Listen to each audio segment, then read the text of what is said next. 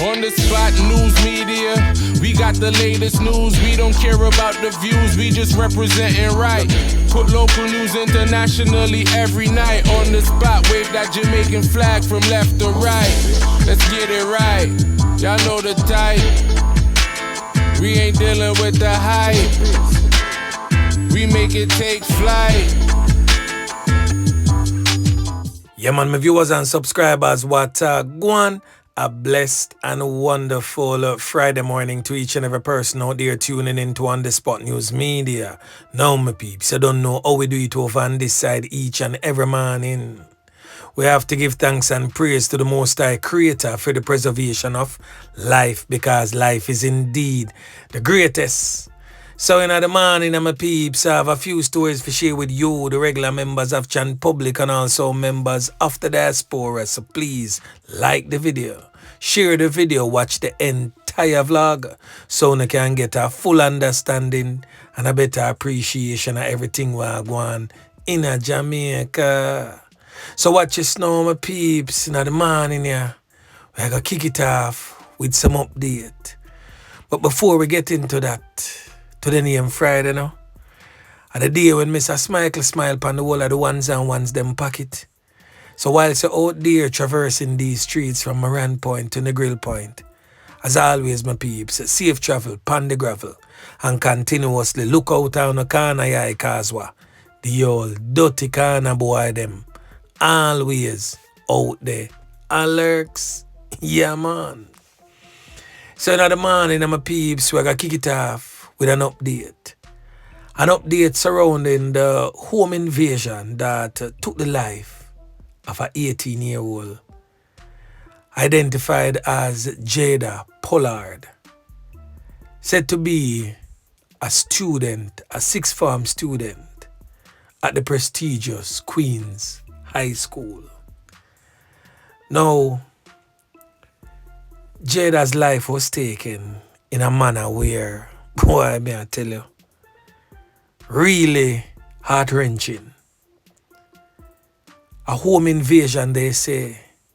A man broke in at the house.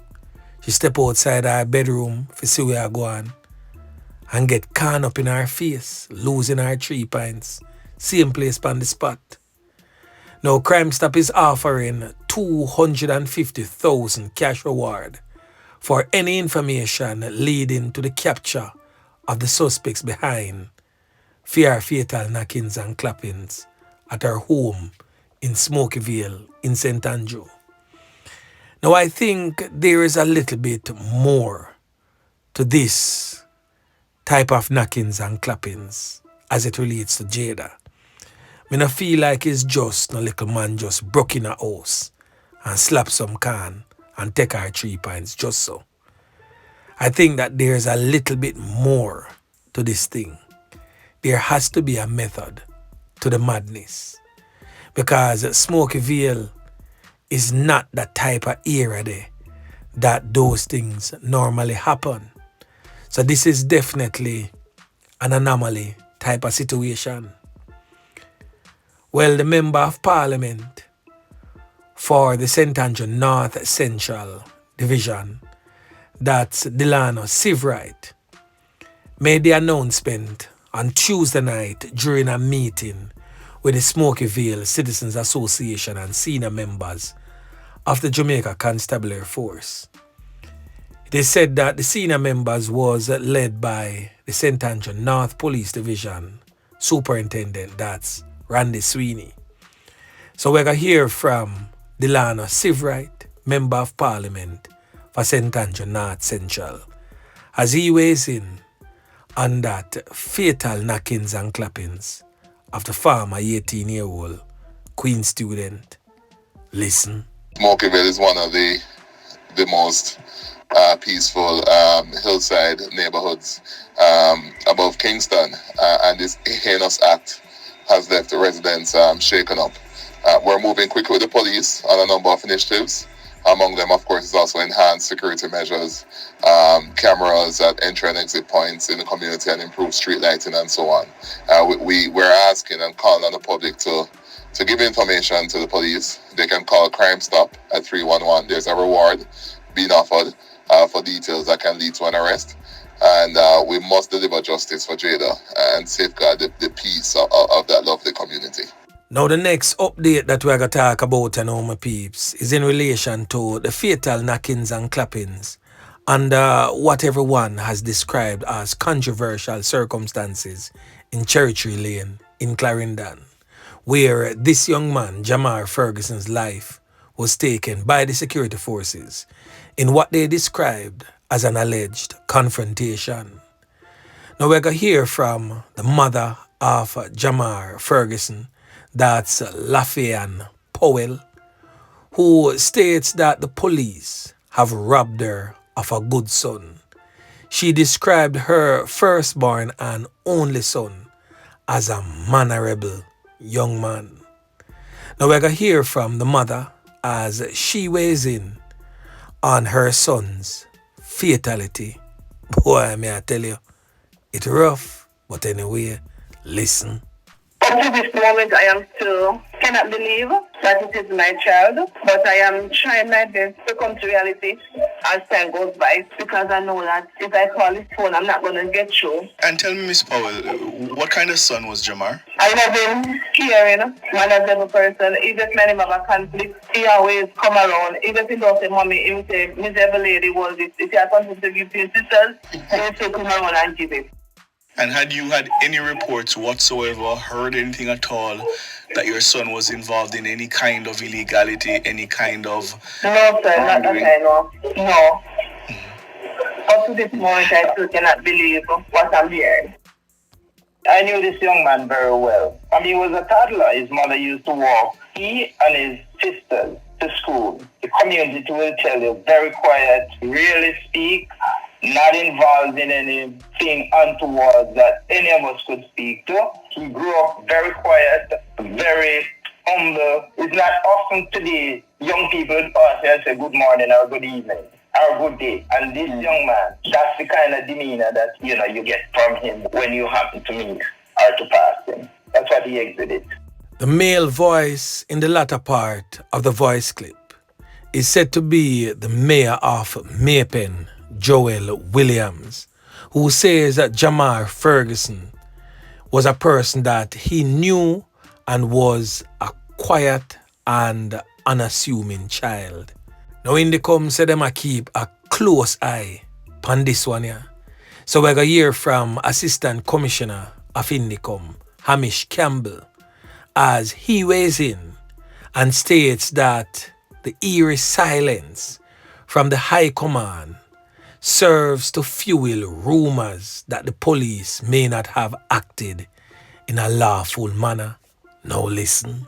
The Commissioner of Police and superior senior command within the police, in others from my own experience, would speak out in relation to fatal shootings which have caused alarm and concern within communities and sections of the community, to try to provide reassurance and allay citizens' concerns. That's a perfectly legitimate approach by the Commissioner of Police and the police force here to do that if they wish. It doesn't interfere with, no one wants to speak to the concerned officers, of course. That's a separate matter which we will address. The rising concern is repeated, you have to be candid, too often. We've now reached 226 people have been shot and killed this year. Last year's whole total was 189. The year before was 155. Now, the police have got a very significant job to do, and engage with armed and dangerous men, if they are indeed armed and dangerous, and bring them to the court. So they're citizens, some sections of society will naturally be concerned, and they don't believe, right or wrong, the accounts sometimes attributed by the police to events in terms of international human rights, international practice, that in order to allay and remove all this mistrust, misunderstanding, and confusion, wear body-worn cameras. Now the next thing that we are going to talk about, my peeps, is one of this morning's fresh set of stories. Now this one is coming out of the troubled, war-torn, crime-riddled Kingston Eastern Police Division, where the Kingston Eastern Police have listed this criminal element presently on your screen, identified as Dave Edwards, as wanted. Now according to the police, Edwards is wanted in relation to a fatal knockings and clappings of a man along Mountain View Avenue in Kingston 3. The incident is said to have occurred on Wednesday, September 17th. So let me tell you exactly what's going on right now.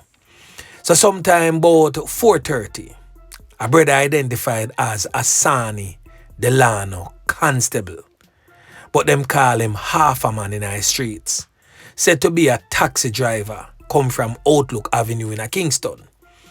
Now, it is said that him and a female catch up, probably him female companion, and him beat her up. But she have a family where the Dan for Jake's Road, a Mountain View. So what go on now is that he was inside a bar, a business establishment. And the name of the bar is El Extra Entertainment Bar.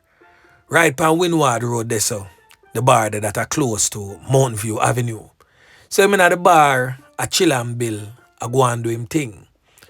Now, Dave Edwards was tasked by the Dan from Jake's Road for go for him in the bar and carry him go at Jake's Road for them mash him up and name him food after that.